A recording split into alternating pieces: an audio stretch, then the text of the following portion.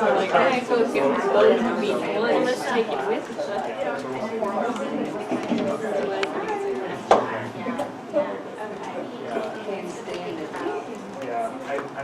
Yes, sorry.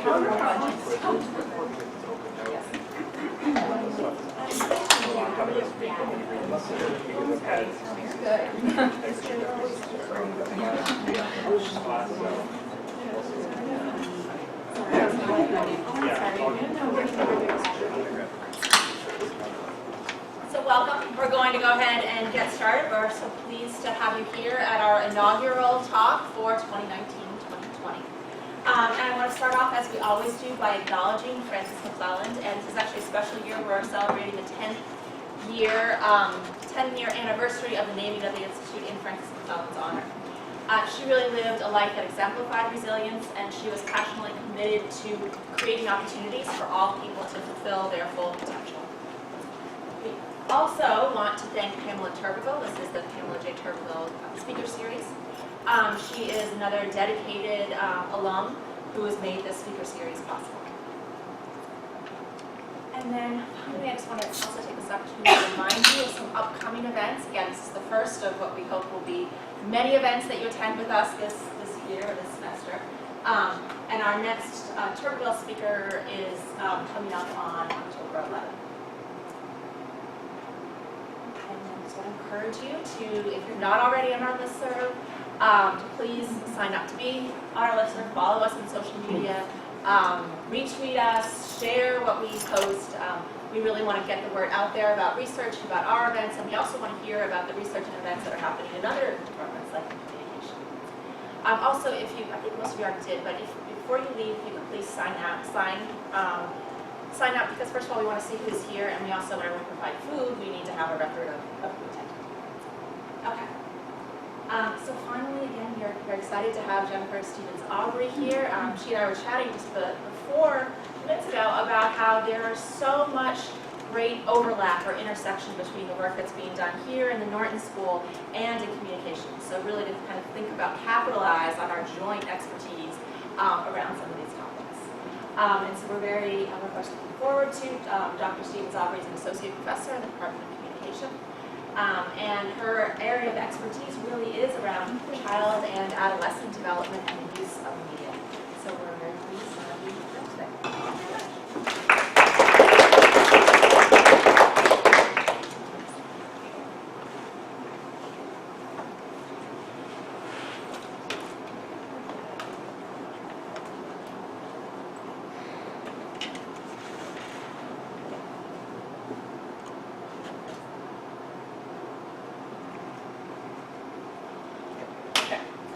Thank you very much. Thank you for being here, and I would also like to say thank you to the Family Studies and Human Development Department. We do have a special relationship, and I personally owe a debt to several faculty members in this department for advising my Ph.D. students with their Ph.D. minor. So I owe you a lot of favors, so this is a great opportunity for me to share my research with you. Today I'll be talking about one of the more enduring lines of research that I've been working with. This actually started pre-dissertation for me, and it's around issues of self-objectification, which I really think of as an intersection between issues of sexuality and body image in adolescents. Today I'll be talking about not only adolescents, but some of the experimental studies that we've done with emerging adults or college students. So let's start with unpacking the notion of self-objectification. So this idea is that women who live in an objectifying culture learn to perceive and describe themselves by their external traits, so what they look like, rather than their internal traits, like what they think, how they feel, and what they can do. So I think of this as really developing an external perspective on the self. So you spend a lot of your cognitive resources thinking about what you look like to other people. This is I have come to think of this over time, over doing this research, based on evidence and based on the consistent links between self-objectification and its consequences, as a rather dehumanized view of the self. So that's kind of my take on it right from the get-go, and I'll try to kind of convince you today of in what ways I think of this as a humanized view of the self. I have these ads on the screen. These ads I just happened to come across in the early days of thinking about self-objectification. And on the left side of the screen, you see a woman looking in the mirror, and the tagline is cut off here. These were like ripped out of a magazine. These are like way back, like 2 decades ago. So this is, on the left side it says, the tag is, you don't flirt when he looks good, you flirt when you look good.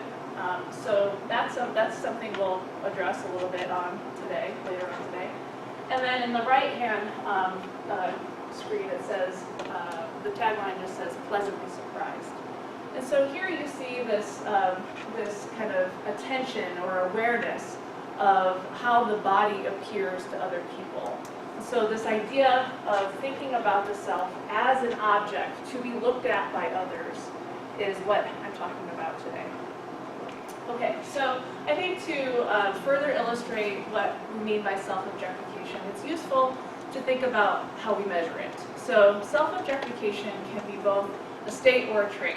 So I'll show you how we measure a state level of self-objectification. So what we usually do is we ask people to do a 20 statements test. And we ask them to fill out 20 statements starting with the word I am. And we just say, describe yourselves like you would describe to a friend or to yourself, who are you? And so for this illustration, pretend we're doing an 8 statements test, just because 20 is a lot of statements if you didn't know. A lot of the descriptors that people use, they're relational, they're based on background, who they think of, who they are. But sometimes they're also appearance-based. So I am cute, I'm pretty, I'm blonde, I'm skinny. And then also they often say things like, I'm tired, I'm hungry. As they get toward the end of 20 statements, they say things like, I am bored, I am ready for this to be done. So there is a fatigue issue with this. But the way that we would assess self-objectification would be to look at count up all of the statements that are related to one's appearance. Now it's really important to kind of, the part to illustrate here with self-objectification is that it doesn't matter to us if the statements are positive or negative or neutral. It doesn't, that is not our concern. So it is often the case if I ask people to come into my lab and I ask them to fill out a 20 statements test, they are going to give me positive or neutral statements. But that's not the concern. The concern is how much of their self-description is based on their appearance, whether it's positive or it's negative. So here, I'm cute, I'm pretty, I would count as just the same as if they said I'm fat and I'm ugly. They don't really typically say those kinds of things, but let's say that they did. A lot of times they'll use neutral words too, like I'm blonde, I'm tan, those are other things that they'll often say. Okay, so self-objectification is the main focal construct of the theory that's called Objectification Theory. This theory was conceptualized by Barr Fredrickson and Tommy Ann Roberts in 1997. So the gist of the theory is to conceptualize self-objectification and its lived experience for women and girls. So it's really not focusing on the preceding variables, the variables that would cause somebody to self-objectify. It's really focused on the consequences of it. And so there are 2 sets of consequences, those that are more kind of proximal, state-like, kind of more online effects, like diminished peak motivational status or flow. So the argument there is that self-objectification has a cognitive task to it. So if you're using resources on how you look, it takes away from resources that you could use to achieve a flow state. Another one is lowered body awareness, and so there's research to support this idea in terms of hunger signals. So women who self-objectify are better able to ignore their hunger signals. There are affective consequences like body shame and appearance anxiety. appearance anxiety comes from the idea that women who self-objectify are constantly thinking about what they look like to other people, and so they are vigilantly monitoring their appearance. Because they know that if they see themselves as objects to be consumed by others, they're also kind of constantly monitoring their appearance as well. And then there are more distal consequences like depression, eating disorders, and sexual dysfunction. Now, there is a very large literature on self-objectification, in objectification theory, and its consequences.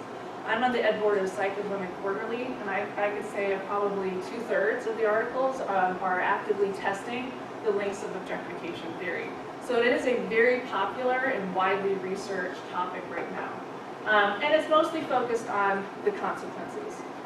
I'll say something here about gender differences before we move on, because the theory was really kind of focused on explaining the lived experiences of women and girls. However, there is research on boys, and I would say there's just a lot of research out there, but I would say taking a broad stroke of the literature, it is possible to show that men self-objectify. Men do self-objectify, as do women. So that's not really where the gender difference is. The gender difference, with some exception, is within the consequences. While men do self-objectify, they don't experience, for the most part, these are wholly negative consequences. They don't experience as consistently or as strongly the negative consequences of self-objectification as do women. So, I do focus on women and girls in my research. I will have some data on men too, but that's kind of why there's more focus on women and girls. Okay, so I would like to say that my contribution to this field, my small contribution at least, is looking at media as an agent of self-objectification, a predictor of it. So what are the things that precede self-objectification? There is research also that's a little bit newer, looking at interpersonal sexual objectification that occurs in interpersonal contexts, but this research that I'm doing is on media.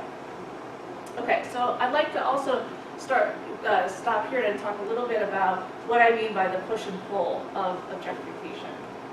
So when I started doing this research, I put pen to paper on my dissertation proposal in 2001.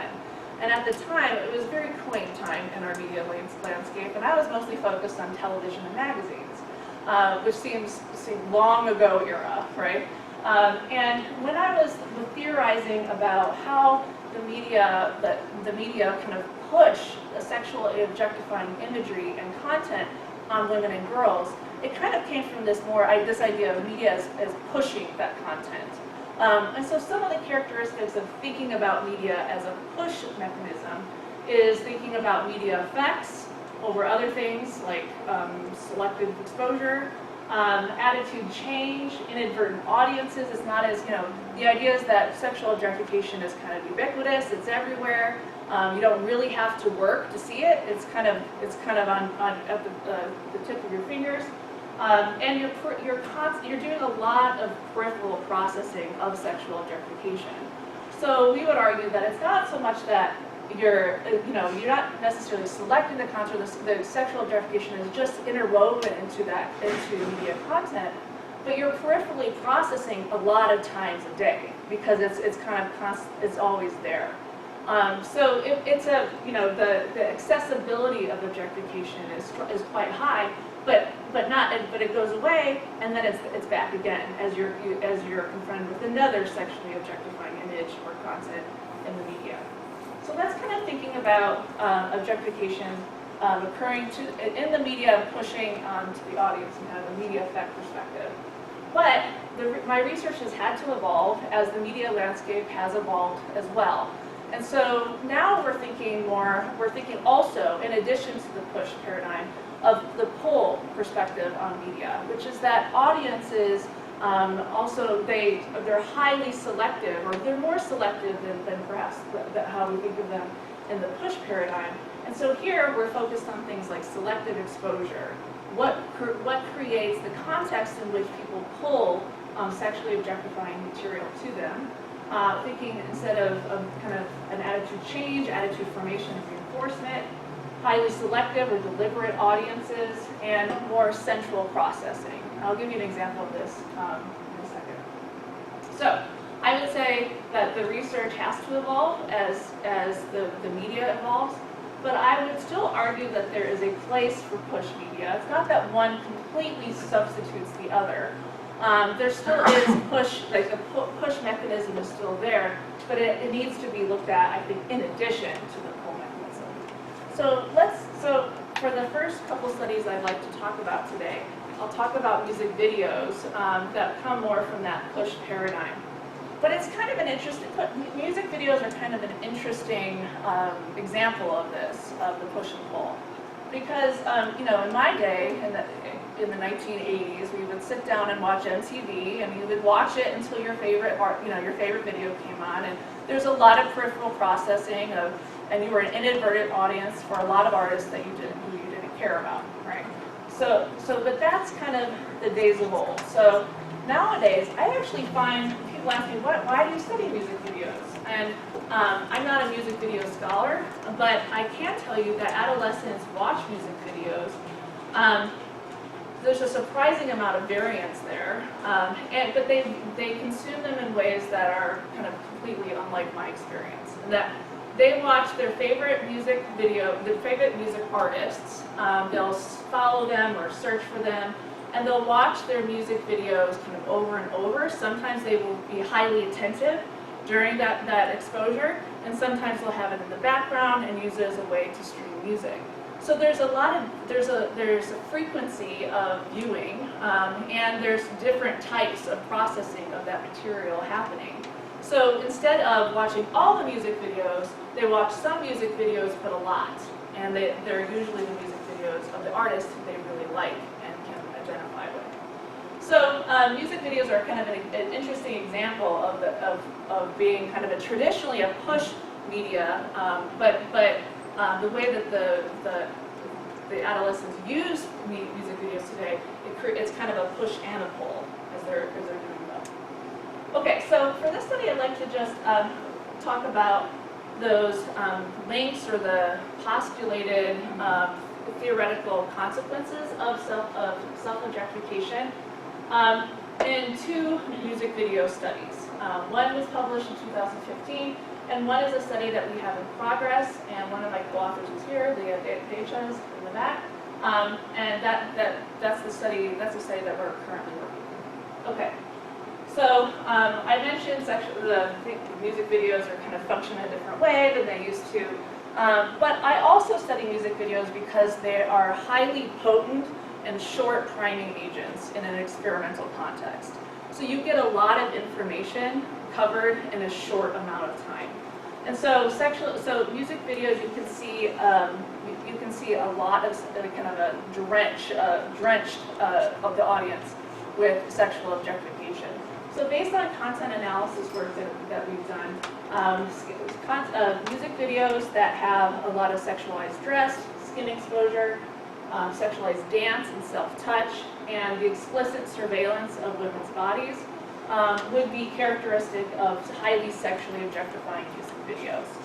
And when we started doing this research, we actually thought, well, let's have videos of men objectifying women, like you've probably seen maybe hip-hop videos where there's like one artist who's kind of flanked by a mini female token, right? But we actually found that didn't work as much as a priming agent for self-objectification as having female artists. So when you have female artists who engage in their own self-objectification, that has kind of a stronger effect on girls and women's own self-objectification, because they identify with the artist and they feel like they know where they're coming from. Okay, so the first study is looking at the cognitive task of self-objectification. So here we're looking at that part of the model that I showed you before with diminished peak motivational status. The idea is that the media, to the extent that it can activate or prime in the short term a higher level of self-objectification, that will task their resources that could be used in other contexts. And so in this study, we looked at whether it taxes their subsequent media exposure. So the experimental paradigm for this study was that we had music videos that were characteristic of those, had those characteristics that I just had on the screen. All those characteristics of the dress and the dance and the self-touch and the surveillance of women's bodies. And then we paired it with the same video of the same artist, but in a performance context. So instead of doing the narrative kind of sexualized music video, it was a performance. So it was the same artist, but we're calling it low and high sexual objectification. We gave the participants a 20 statements test, and then gave them a little distractor task, but then we had them watch a set of television commercials. And during the commercials, we tried to measure their cognitive processing. So we measured their attention by employing a secondary task reaction. So while they were looking at the commercials, we had them respond to a high-pitched noise that came out of their headphones. And they had to just push the space bar. So the number of seconds it took them to push the space bar is a measure of attention to the video. Because if you're watching the commercial, you're spending less time, you're less reactive to the secondary task of responding to an audio beat. So that was a measure of attention or resource allocation. We measured visual encoding, which comprised of taking 3-second clips from the commercials that they saw and the commercials that they didn't see. And we had them quickly identify whether that was a commercial they saw or not. And then we had them respond to a multiple choice quiz that kind of quizzed them on the information that was in the commercials. So the argument here, the idea is that if music videos can activate self-objectification, then that should transfer over to subsequent media exposure, and that they're less attentive, and there's less evidence of cognitive processing. So the results showed that, there was a main effect on self-objectification, as we would predict. We didn't find an effect on attention. So the self-objectification didn't create the effect of less attention. It did affect their visual encoding. So that we did find, and then we didn't find it for informational recall. But this was, we think, kind of an interesting study in this literature, because we think it has because the sexual objectification in the music videos is highly visual, the task then transferred to a visual task. So the other tasks were, the coding is commensurate, the encoding of the participant is commensurate. So they were spending, when they were evaluating the music videos, they had to rate the production features of the music videos. We always kind of prop them up and say, you communication students, you're so good at evaluating the production of these music videos. So we have them look at lighting and editing and pacing and that sort of thing. So our argument is that because the music videos were highly visual, that's where their cognitive resources were being allocated, and then that transferred over to subsequent processing of the visual encoding of the advertisements.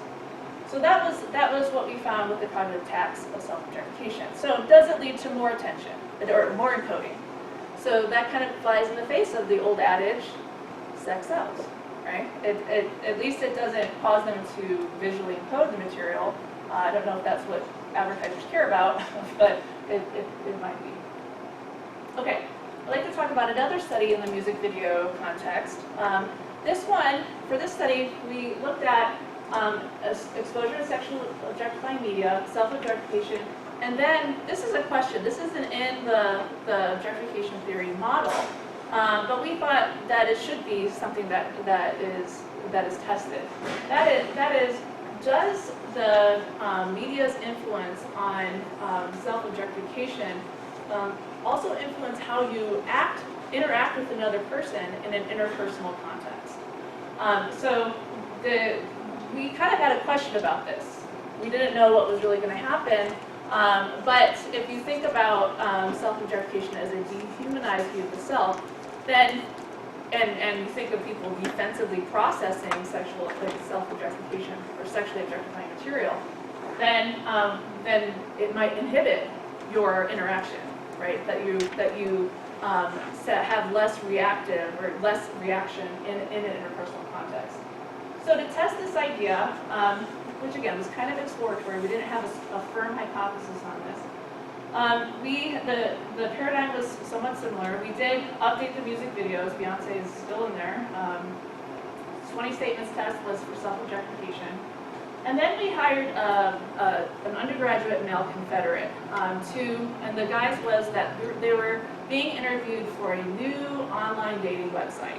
And they were using they were doing the introduction interview, like, who are you? Tell me about yourself. What are you looking for in a possible romantic partner?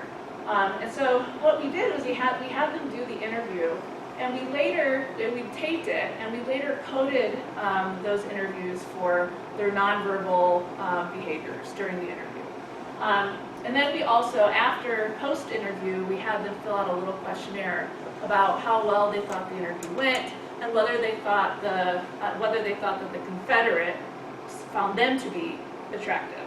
So the perceived attractiveness that they thought they were to the interview, if that makes sense. So they had this little interview. We hired one Confederate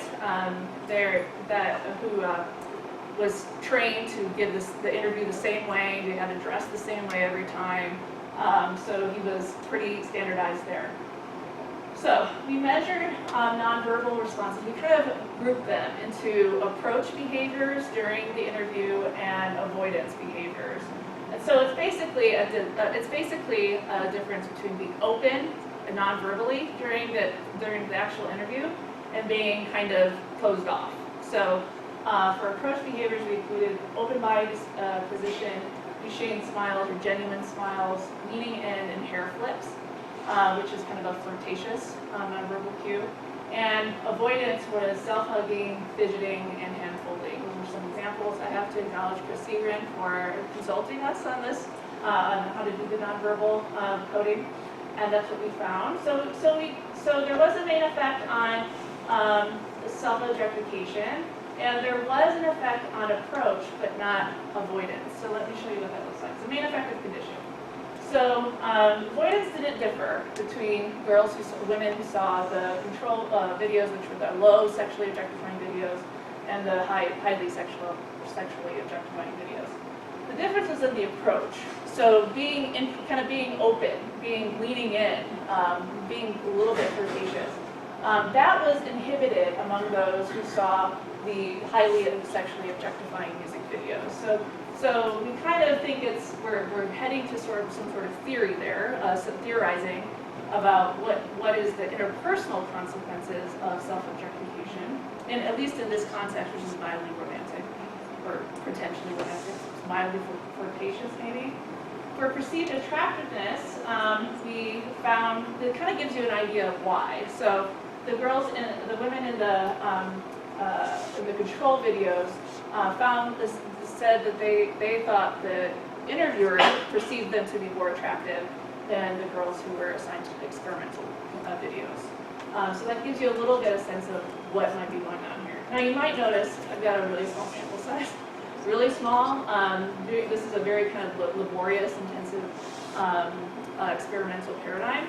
And so we did recently, this is like Leah helped me with this, we did recently replicate the study and we doubled the sample size, so we have 80 participants in the most recent one.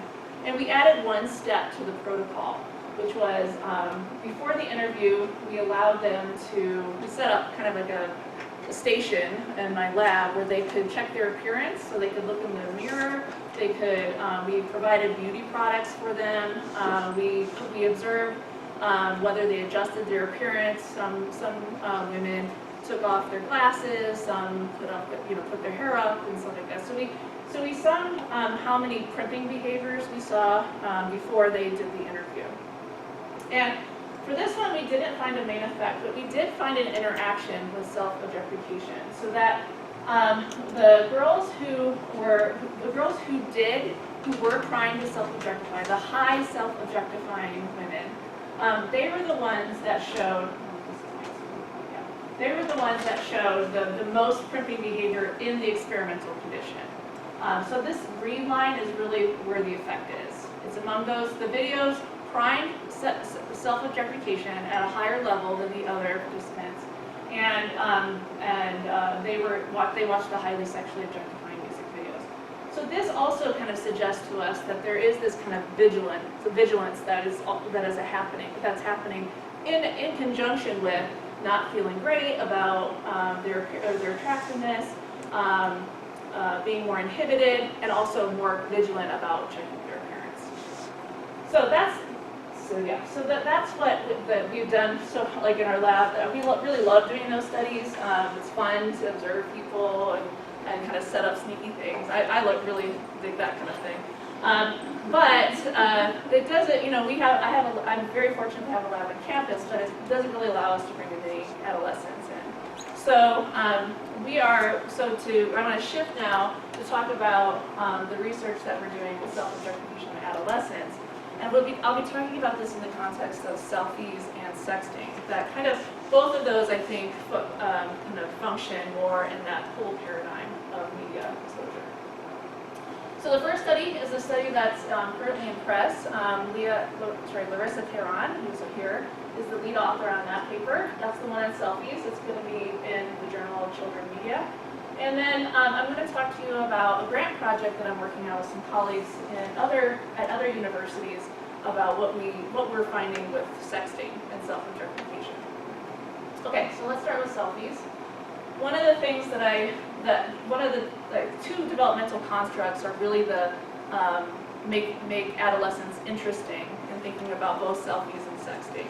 One of the things I really like to study is the idea of imaginary audience ideation. So this is the idea when adolescents kind of fallaciously think that everybody is concerned about them, right? Everybody's looking at them, up in their business. They're more interested in them than they actually are. I have a 13-year-old right now, and not to throw him under the bus, but I get, why are you so obsessed with me? Leave me alone. Stop looking at me. I get those kinds of things. Even though I tried to talk to him about it beforehand, I said, you're going to be thinking this, but don't worry, I'm not thinking about you as much as you think I'm thinking about you, and it still happened nevertheless. So imaginary audience ideation is one of the things that I think is interesting to think about in the context of selfies and sexting, because think about selfies for a second. If you think that there's this imaginary audience out there always kind of checking you out, then selfies is a way to provide your audience with the content they so desire, right? And also offers you at least the perception of control, or like I get to decide. So we would expect if adolescents are ideating on an imaginary audience, they would be more likely to participate in selfie behaviors. So that's one thing that I think is interesting. The other thing is gender intensification pressures that especially girls experience related to their appearance around the age of puberty, around the time of puberty. There's a reminder for girls that, it's maybe you were a tomboy or not concerned about your appearance before, but this is around the age that you should really start thinking about your appearance and conforming to how girls should look in kind of a heteronormative context. So that's also a reason why we think about sexting and selfies as a possible correlate of that developmental construct in adolescence. Okay, so let's start with selfies. So we were inspired in this study by, has anybody ever seen a Dove campaign for real beauty video called Selfie? So some of you have, and if you haven't, I recommend it. It's kind of a, its heart is in the right place. It seems to kind of miss the mark, for me, at least as an objectification theorist, because it seems to suggest at the end of the day, selfies are tools of self-empowerment if only you were able to take the perfect selfie, right? So if you could be trained, if you could be taught how to take this perfect selfie, then you will recognize your true beauty. And so based on my research interest in self-objectification, I wanted to look at the broader context of selfies in relation to self-objectification. Now, we didn't just look at selfies. I mean, we did look at how frequently people take selfies and post them. So that those are, we call that selfie frequency. But we looked at two associated behaviors that we thought were probably more closely matched with self-objectification. One of them is selfie editing. So how often you use software or other kind of setups and lighting and stuff to manipulate your photos to adhere to standards of appearance for your age group or for girls and stuff like that. So we measured selfie editing. How often do you participate in the editing of your selfies? And then we also measured a kind of a more of an attitudinal construct, which is selfie investment. So how much time and worry do you devote to your selfies? So in this example, you have somebody taking 20 pictures of themselves to post one. So this kind of obsessive,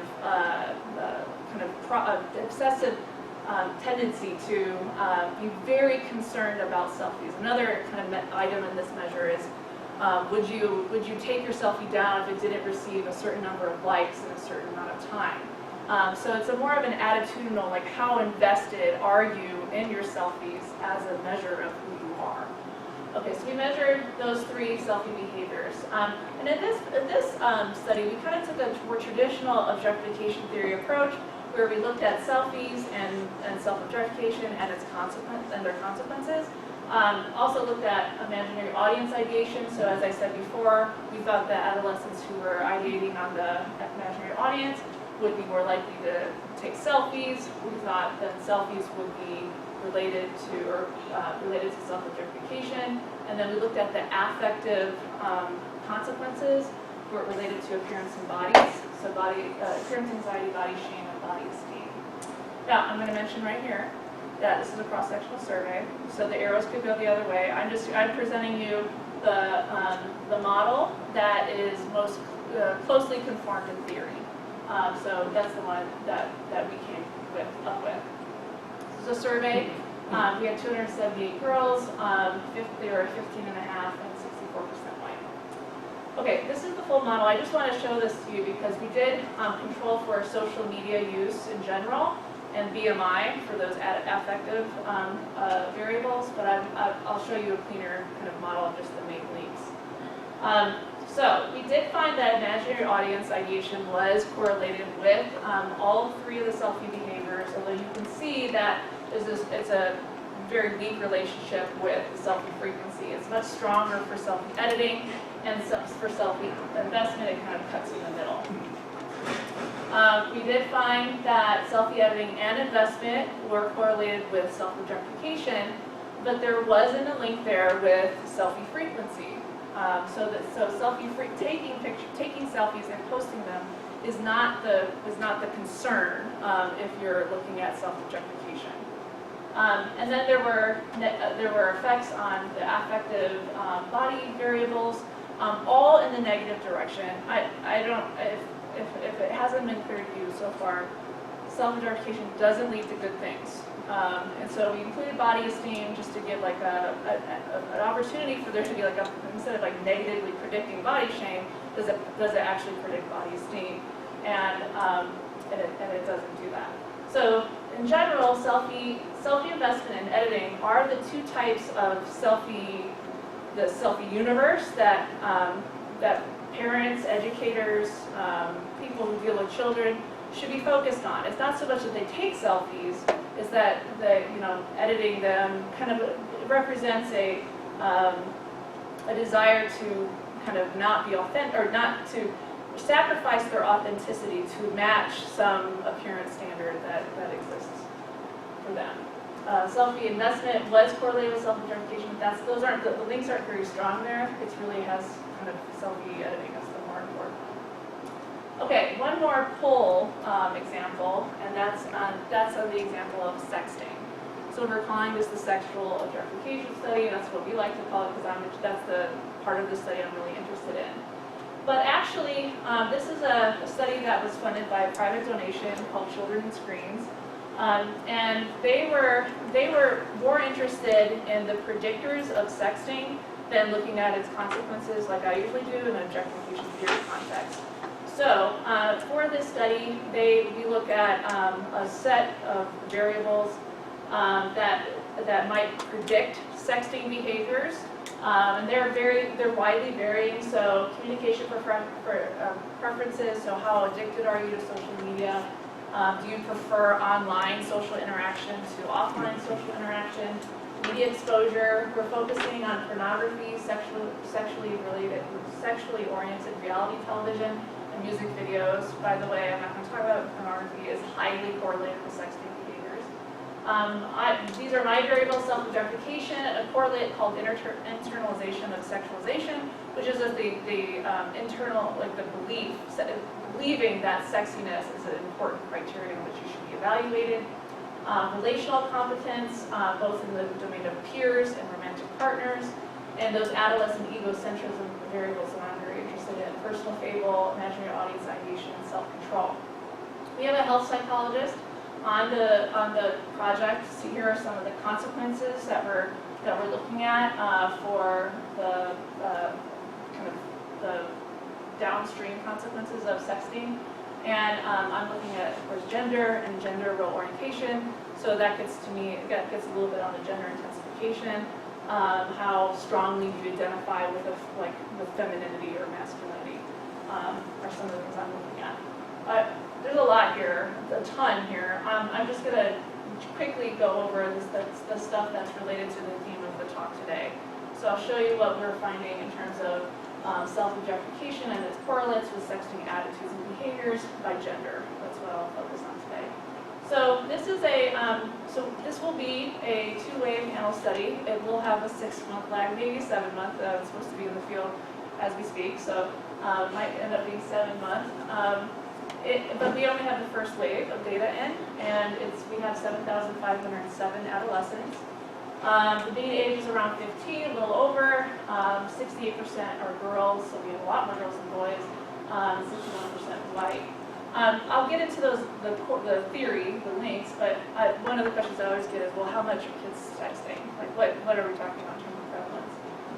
So I'll just, for your curiosity, maybe, I'll share a little bit with that. So we define sexting as 3 things: receiving, sending, and requesting. Those are the behaviors, and either sexually explicit or suggestive pictures, videos, or messages. So it's kind of, there's a variety of things in the sexting behavior bucket. So 52% had received photos or videos, 57% of messages. For sending, 29% had sent a photo or video, 35% sent a sexually explicit message, 18% requested photo or video or message. Was the same rate for both those behaviors. I can say that girls receive more sexts than boys. There isn't a difference for sending, but there is a strong difference on requesting, where boys request more from girls. Now, across all the sexual sexting behaviors, it's kind of layered in there. In total, 35% had never done any of those behaviors. That's highly correlated with age. So our age range was 13 to 17. So just to give you a quick example of this, 50% of 13-year-olds have sexted. So 50% of 13-year-olds have sexted. But 72% of 17-year-olds have sexted. So it's highly correlated with age. Okay, that's just give you a little idea of prevalence. But here's a model. Here's kind of playing with the major variables that I've covered today. So we found that both internalization of sexualization, and this variable I didn't mention, is sexy self-presentation on social media. How often do you present yourself on Instagram or Facebook or other social media apps like Snapchat in a sexy way, not sexually explicit, just sexy. And so those 2 things were correlated with favorable attitudes towards sexting. So sexting is fun. It's natural. It's a way to get close to my partner. It's a pleasurable thing to do. So those were correlated, but self-objectification was not. What I think is the interesting finding here is that self-objectification did predict sexting behaviors. So what this suggests to me is that girls who self-objectify, they don't necessarily like sexting, but they're more likely to do it. There's a, at least it's a kind of a small effect, that they're slightly more likely to do it. For boys, this is some interesting internalization of sexualization didn't work at all. That's not really, there's really no variance on that for boys. There were links here for sexting attitudes from self-objectification, and there was a direct effect from self-objectification to sexting behavior. But what this kind of suggests to me is that boys who self-objectify, they like sexting and they're more likely to sext. So it's a little bit different than it is the pattern of findings for girls in the study.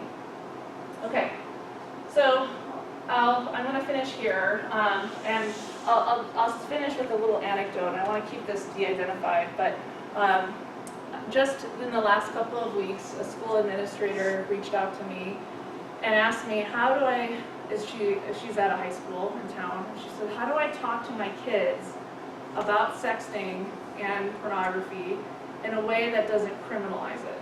How do I talk about it as a public health concern, was her question.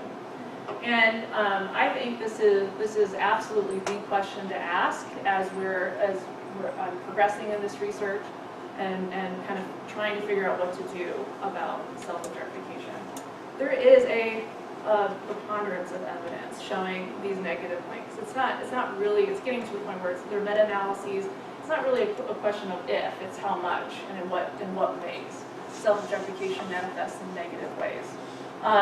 And so the next step is to think about using self-objectification and the kind of whole sexual objectification umbrella as an interventional strategy. So that my suggestion to her was to talk to her students about how they treat other people and their own bodies, and if they're dehumanizing their own bodies, of course they're dehumanizing other people's bodies. And so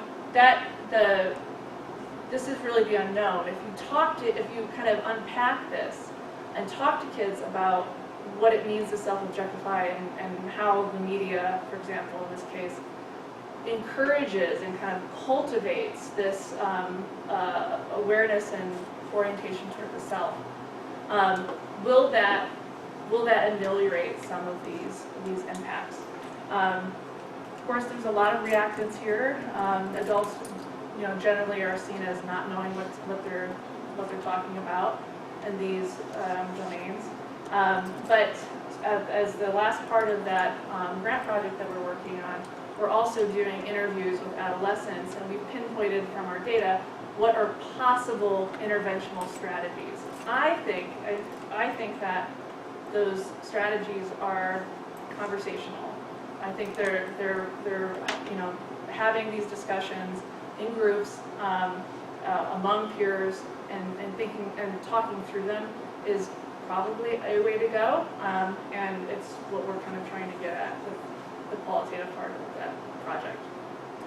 Okay, well, thank you very much for your attention today. I think I'll stop there and leave time for questions.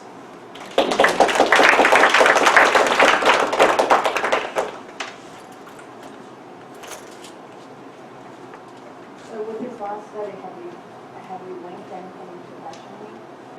Yes, it's the sexting behaviors predicts higher depression, especially in girls.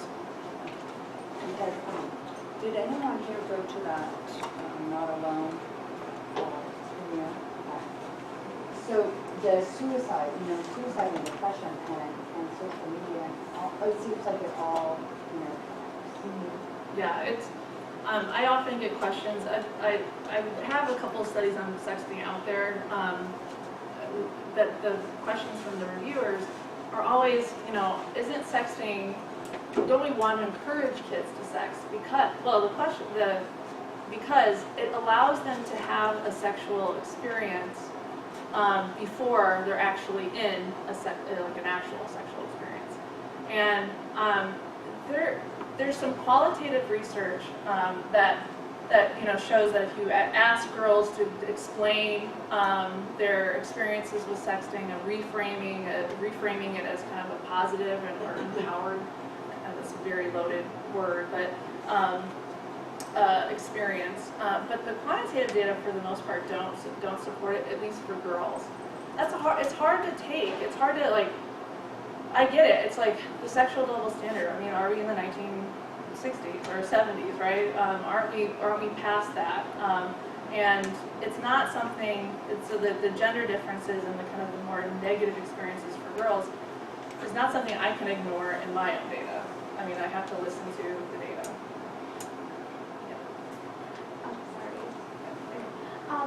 I was curious if you've ever examined whether parent conversations or like parenting styles influence self-objectification and whether or not a discussion about sex and things like that from parents to their adolescents influence sex. I'm not familiar with that. That's a pretty obvious question that should be answered, right?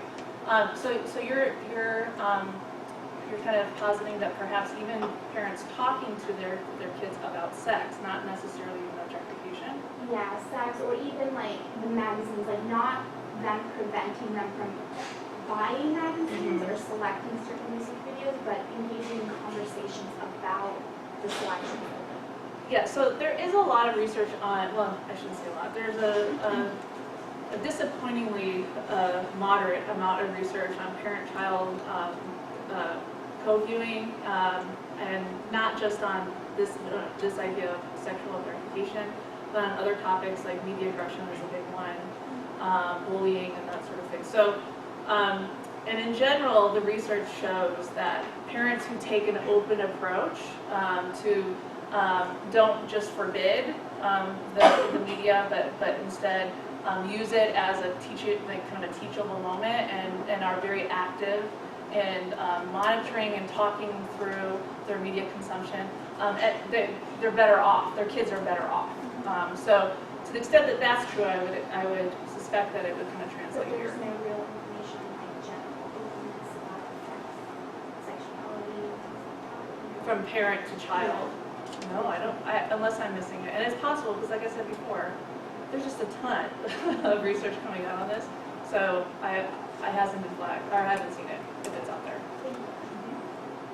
I have a few questions. Sure. That may not be fully formed.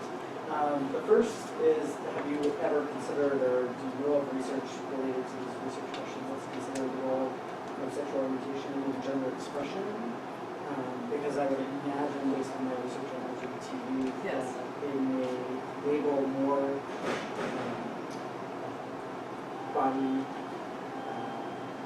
awareness in that item. But that may not necessarily be for the same reasons that Right. cisgender and heterosexual folks Right. do that. So Yes, so there is, that's a really good point. And, I'm really, this research kind of circulates through a heteronormative context. But there is research on looking at sexual orientation in adolescents on the issue of sexual self-objectification. So remember before I said, in general, the findings show that boys don't have experience those negative consequences. The exception is there for young gay boys. And they end up being, their kind of links in that model end up looking like hetero girls more often. So more like, so that's kind of what we know about the sexual orientation question. and then the second part is, sound like the intervention maybe comes in the latter part of the model, where you were talking about those relational comments about becoming less self-objectifying and less objectifying others. But I wonder if perhaps, because our culture, Right. is so anti-sex, particularly for you, except for in you, right, that big disconnect. Right. Where TUSD fighting program right now, the family life Yes. education curriculum is an excellent example. Right. Kids are not supposed to be sexual, but yet media says bisexual, and developmentally bisexual. Right, of course. Like we're sexual beings from birth. Right. So should the intervention perhaps come beginning of the model where we're maybe creating a culture where self-objectification is actually not bad. Like looking in the mirror, like a Lizzo culture. Like a Lizzo culture. Like being able to look at a mirror and be like, oh yeah, I am like sexy, and not be okay, and not be a negative thing. Isn't that where the intervention should be? Perhaps later, not yeah, so that would be an excellent interventional point in this process. But I hesitate there. This is always the rub with talking about self-objectification. It's non-intuitive, it's counterintuitive. That if you say, it doesn't matter to me, and the research doesn't bear out differences, it doesn't matter to me if you say, I am the sexiest thing alive, I am beautiful, I'm like, you know, I'm a treat to look at, right? Or I say, I'm ugly, I'm fat, nobody should look at me, right? So it doesn't matter what the liver's valence is. The valence doesn't matter. It's the amount of attention to the appearance. So at this juncture, it's hard for me to get like, let's get on board with that right now, because there's so much loaded into how they think about the self-objectification. But yeah, Katie. Well, I was just going to comment on, you should follow Lizzo on Instagram. So are you familiar with yeah, she is? Okay, so she would put fat into your categories of sexy, like kind of also challenging the words. But I was really curious about the role of race in your research and in the models. I noticed that some studies you indicated at least what percentage of the group was white, but the ways that actually race may play into our definitions of sexual object, this construct, and how that plays into your research and thinking more kind of nuanced in the intersections of race and gender. Yeah, so we have done some research on race. I didn't really put it in this presentation, but we find that there are different priming agents for African. When I talk about race, we only have enough like variance to study African American, at least where I was before here, African American and white European American adolescents. We found that their self-objectification level wasn't the difference. It was so in an experimental context, what images or content were effective in priming them. And I don't mean effective like good, I mean effective like bad. And so we found that African American girls, and this research is like 20 years old, so at least the stuff I was involved with, that they were more likely to self-objectify after seeing bodies that were more like stronger, more body competence, thicker was the word that they were using at the time. Whereas white girls were more likely to be primed to self-objectify for thin kind of ideals. Now it would be the athletic ideal with the fit ideal. At the time it was thin was better. So it's not that they still self-objectify, it's just that they self-objectify from different contexts, like different things make them self-objectify. And are the consequences of this different based on race? There is research that shows that it's pretty similar across across different racial groups. This isn't my research, but from research that is in this literature. There's a very famous kind of popular experimental paradigm in this literature. It's the swimsuit sweater paradigm. So that this isn't media related, but you have participants come into your lab and you have them try on a swimsuit or a sweater, and then you have them evaluate how they look like in the mirror, like we're talking about. And this was one of the first studies in objectification theory done by R. Fredrickson, and it has been replicated because researchers have this question: well, what about race? Does this happen among all, just white girls, or is this for all racial categories? And in this research, they show that the race doesn't matter. If they are seeing if they're in the swimsuit, they're having the same consequences for self-objectification. And then they have them take standardized tests, so this is cognitive performance, and the effects hold up across racial groups. So there's that cognitive deficit again. The first study, I won't stop there. The first study got some flack because they used a math test on people, not stereotype threat, but they've used other types of standardized tests as well and replicated it. Yeah, 2 questions. Are there differences by socioeconomic status? Yeah, so girls who have come from higher income households and have parents who are more educated are more likely to self-objectify.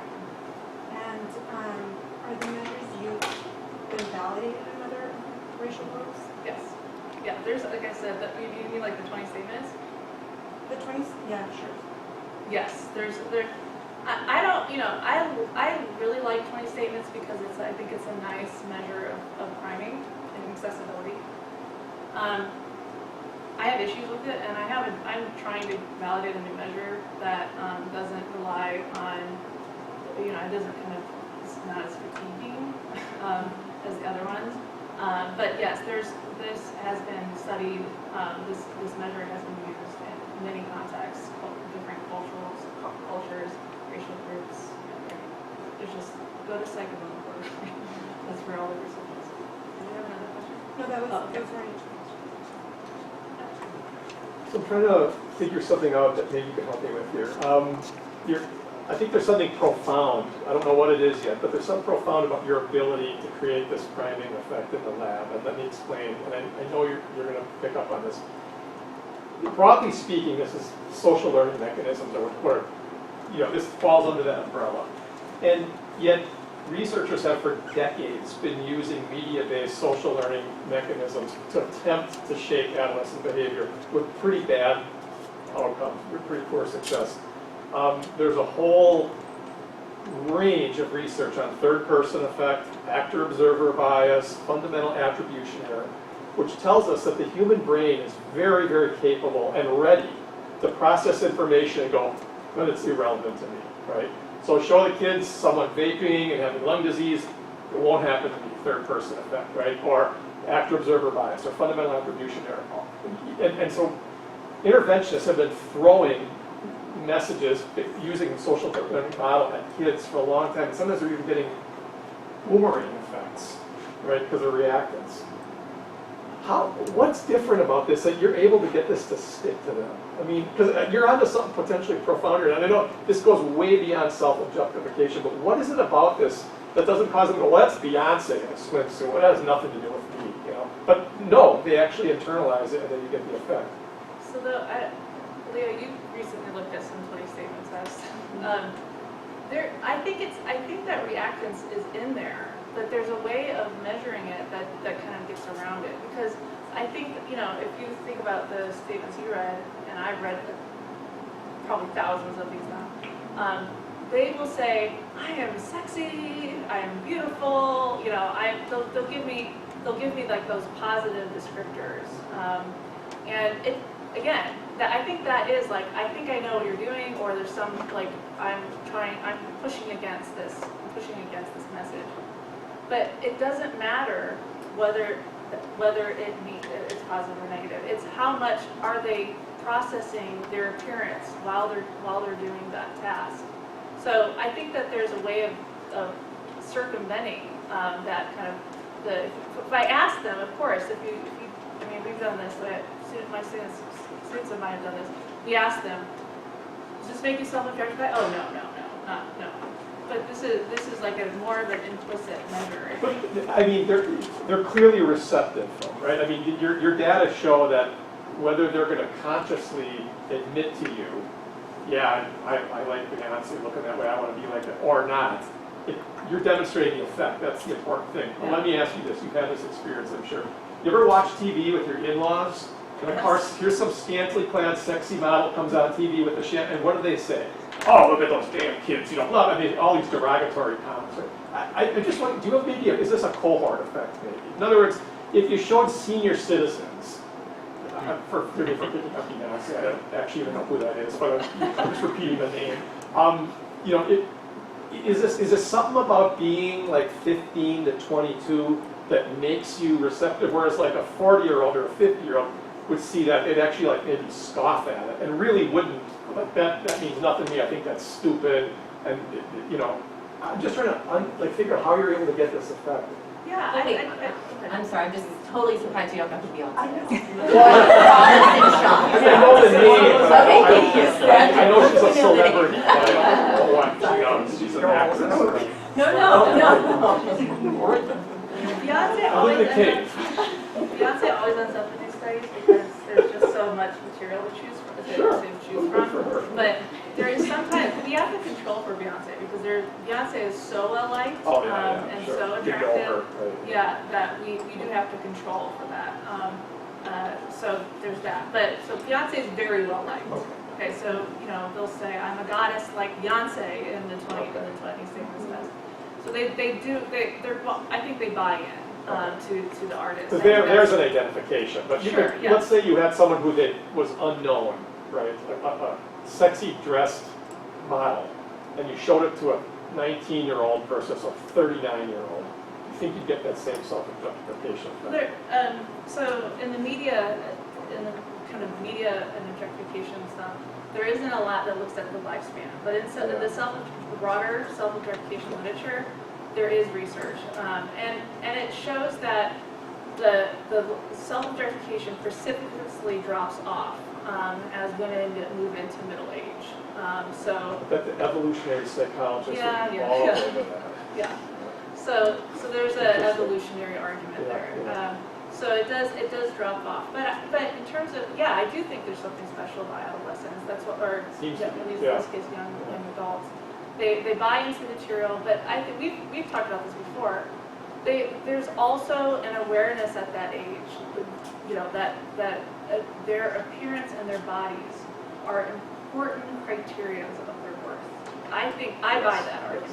Yeah. And the mechanism that we find that explains the media influence on self-objectification is through the internalization of that belief. So the extent to that, so what I guess it's a social learning process, but I think of it more as like reminding making those nodes in your memory active. That reminding me, yes, my value is based on appearance. When I mentally represent myself, I represent myself in terms of how I look rather than what I can do. So I think that there is something special about adolescence. I think you're completely onto something there. When I get some free time, I actually write this, put pen to paper and write this down. I've had a theory for a long time that the difference between adults and children when it comes to adolescence, when it comes to sexuality, is that adolescents don't have the cognitive and affective architecture for the kind of adult-like, meaningful, long-term relationship. So what happens is they often enact sexuality as they commodify it, and it's changing. It's a commodity. And I think sexting is like the new $5 bill, basically, right? I mean, adolescents have been exchanging sexual behaviors as commodities from, time immemorial, but now we have new technologies that make it easier, quicker, more interesting, more fun, and maybe because people are at that point in life still in that kind of commodification mentality, this is sort of my social capital then, right? Because at this point in life, I'm still using sexuality to it's sort of a social exchange. I know it sounds weird, but I'm just convinced of this. I work with these adolescents, as we talked about before, and they do tend to think about what my status and value is, and as you said, this is a big part of that. And I think that's been something that adolescents have been doing for a long, long time, just in other kind of contexts. Yeah, and I do think of sexting as kind of that transaction. Yeah, absolutely. And Very transactional. That's yeah. a great word for But it. selfies are a little bit different. It's more of like putting it out there and hoping for likes back, right? Right. But if I don't get them, I'll probably. Well, to use the financial metaphor further, it's almost like an advertisement. It still could kind of tap into that same psychology. Yeah, that's interesting. Sorry, just one more comment.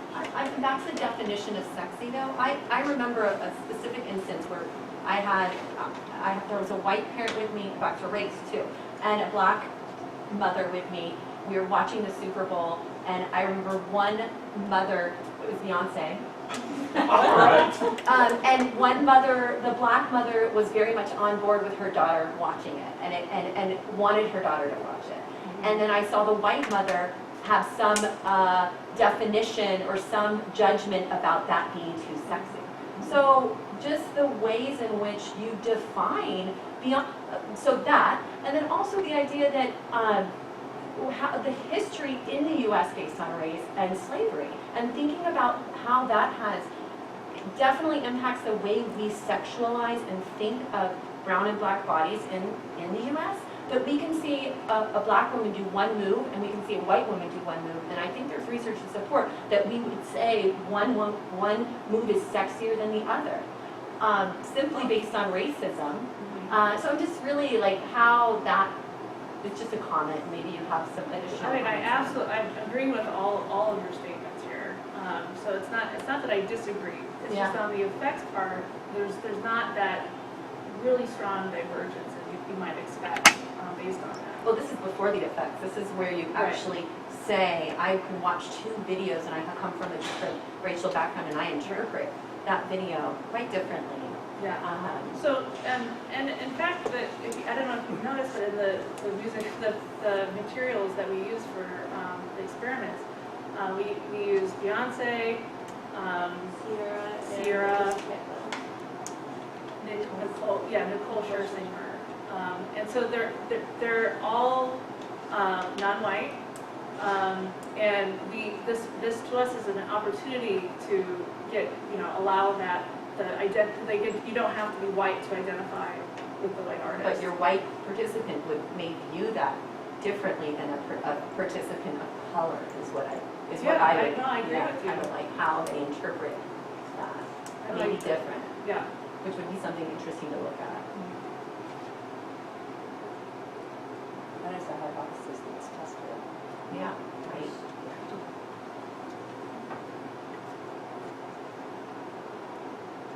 I'll ask one final question. Has self-objectification been used as a moderator in the links between media and outcomes? Yeah, like in the that music video study, it was this one. I actually did test it as a moderator. I don't know, it's gonna take 5 minutes to get back.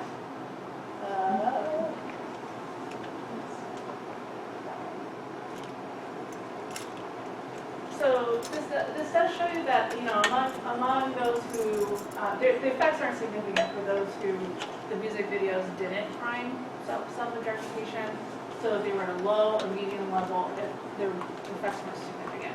But among those whose the music videos did prime self-objectification, there was an effect. So yeah, we've tested this one as well. And I don't know if I'm research at all, but I'm just wondering, has it been examined with the positive versus the negative? Of course, as a researcher, you probably have some bias there as to what would be positive and what would be negative descriptors, but I'm just wondering if that... Yes, we code that as well. Oh. Yeah, we always code the valence of the statements as well. And I wish it mattered. I really did. Yeah, but it doesn't. Because that would give us more, that would help us with the kind of the intervention that you were talking about earlier, Russ, where like if you were able to reframe, looking in the mirror as a positive experience, then that would be a place to, you would encourage adolescents to do that. But it's just not there. And I definitely acknowledge that we're in a cultural moment, right? After Me Too, and it, in my lab, these are some of the, this is very recent.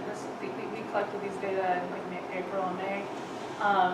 So I think it's going to take a while for that, if there really is a cultural shift against objectification and other forms of sexism, for it to actually manifest in these kinds of studies. I'm hopeful that that's my hope. But in terms of positive, your question about positive, the literature I think is negatively framed in general, which is why I'm starting to use positive outcomes, not just looking at the negative relationship with negative things, but looking at actual positive things as well.